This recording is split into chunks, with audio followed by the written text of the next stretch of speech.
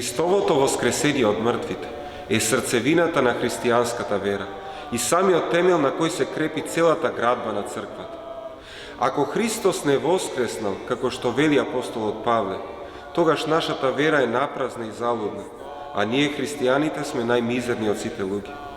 Ако Христос не воскреснал, тогаш овој свет станува апсурден, бидејќи смртта како конечна реалност обесмислува се. Ако пак Христос воскреснал од мртвите, тоа значи дека тој е навистина сето она што говорил за себе и според тоа оној кој треба да стане апсолутен центар на нашиот живот. Проповедта на светите апостоли била заснована на ништо друго, туку на нивниот личен опит и средба со воскреснатиот Исус после неговата смрт со распнување. И речи си, сите апостоли и сведоци на воскреснатиот Христос, кои според апостолот Павле биле неколку стотици, претрпиле маченичка смрт за она што слушнале, што виделе со своите очи, што опипале со своите раце. А сведоштвото со својата собствена крв е највисоката форма на сведоштво. Сепак скептиците од секогаш се обидувале да го релативизираат чудото на воскресението, објаснувајќи дека или апостолите биле измамени, или пак тие ни проповедале лага. Според логичкиот заклучок на Паскал, ние навистина се соочуваме само со три решенија. Или апостолите биле измамени, или тие не измамиле нас, или пак ние кажале вистината. Прво, апостолите не било можно да се измамени. Ние знаеме дека тие покажале голем скептицизам кога првично ја слушнале веста за Христовото воскресение од мироносиците, па дури и кога го виделе Христос жив со своји очи, тие мислиле дека е привид. Евангелието е многу искрено тука за нивниот сомнеш. Второ, во моментите на Христовото страдање, апостолите од страв се разбегали и сокриле, а потоа многу наскоро си се вратили на својот риболовски занаед без никаква намера или амбиција да проповедаат лага за воскресението на својот учител, зашто наградата би им се состоела во прогонства, измачувања и убивања.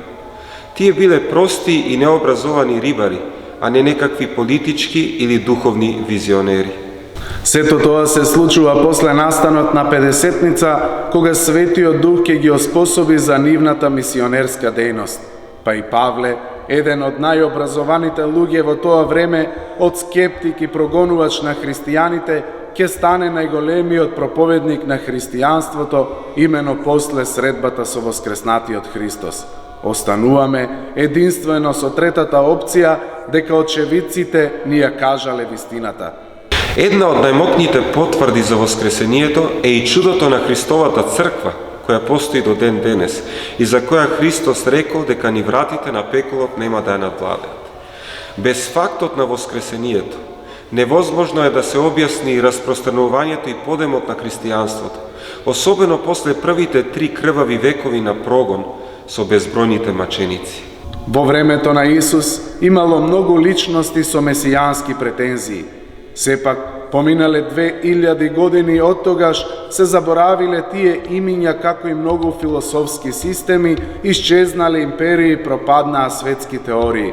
А Христовата црква останува неуништлива и покрај постојаните и драматични гонења и искушенија што ги поднела и ги поднесува. И покрај овие сведоштва, Бог не ја присилува нашата вера, туку тој сака слободно да го бараме и најдеме. А кој бара, ќе најде. И Христос ќе му се открие во срцето како Господар на животот и смртта и како смисла на животот. Бидејќи смисла на животот може да му даде единствено она што ќе даде смисла и на смртта. Во Христа смртта не е едноставно осмислена, туку победена со неговиот крст и воскресението. Таа веќе нема власт, таа веќе не е страшна.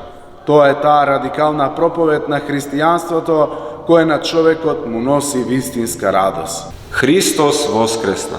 Навистина воскресна.